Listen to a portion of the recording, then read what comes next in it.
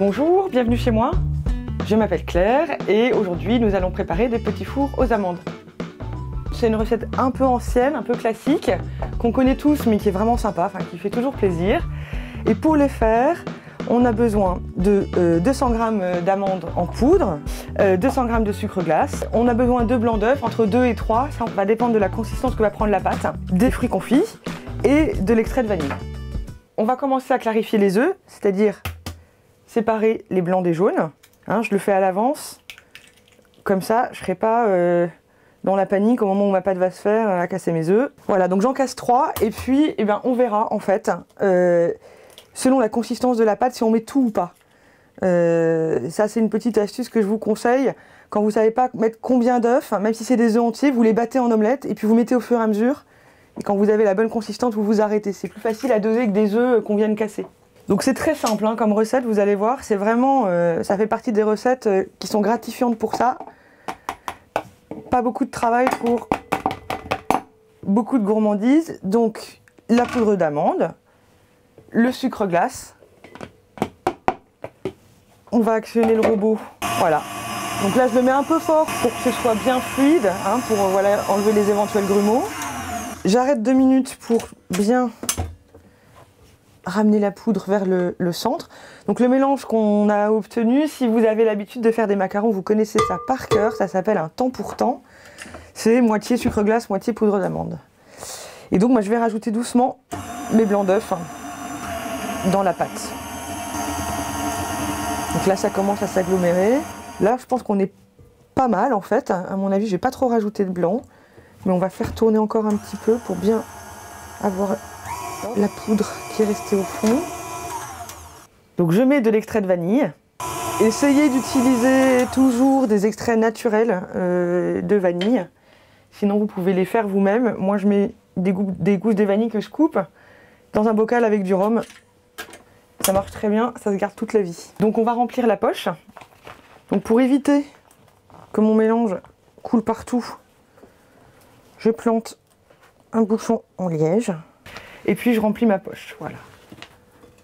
Comme ça, je mets de la maryse, on pince bien pour racler. Si vous avez ce qu'on appelle une corne, vous l'utilisez pour bien, racler et pousser la pâte dans votre poche. Là maintenant, je peux enlever mon petit bouchon et on va voir ce que ça donne. On va dresser. Donc là, ça a l'air bien. Alors on fait des jolis petits arabesques comme ça, on les espace un petit peu toujours parce que on sait jamais comment ça se comporte à la cuisson et souvent ça se dilate quand même. Si vous voulez, vous pouvez faire des petites formes un peu différentes. Aujourd'hui, je vais rester classique.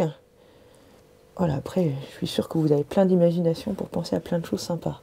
Je place mes petits fruits confits. Donc là, c'est ce que vous aimez. Moi j'aime bien les cerises et l'angélique, mais évidemment vous mettez ce que vous voulez. On peut mettre aussi des amandes entières, c'est bon. Voilà. Bon, par contre il faut mettre quelque chose qui va supporter la cuisson, parce qu'après on va le mettre au four. Donc typiquement si vous mettez un carré de chocolat, après ça va couler partout. C'est vraiment des classiques ces petits fours, mais c'est sympa, c'est vraiment facile à faire, ça va avec tout, au moment du café ou du thé. Et en fait les gens sont toujours contents d'en manger. Maintenant, ils sont prêts à être enfournés. On a préchauffé le four à 160 degrés. Bon, ça dépend toujours un peu, vous connaissez l'histoire, ça dépend de vos fours. Moi, j'ai un four qui est un peu froid. Donc, je le mets plutôt, pour moi, ça va être réglé sur 170-180. Et 10 minutes, un quart d'heure. Donc ça veut dire qu'au bout de 8-10 minutes, on viendra jeter un œil et on regardera où ça en est. Voilà, je pense que ça doit être prêt. Donc, on va regarder. Et ça a l'air pas mal. Ils ont un petit peu doré. On pourrait presque les laisser 2 minutes de plus, mais bon, pas tellement, parce que c'est quand même une pâte qui dessèche assez vite. Donc ils sont prêts. Donc si vous arrivez à les décoller, vous pouvez les faire refroidir sur une grille. Là, moi, ils sont encore un petit peu fragiles, donc je vais les laisser comme ça sur la plaque, revenir à température ambiante.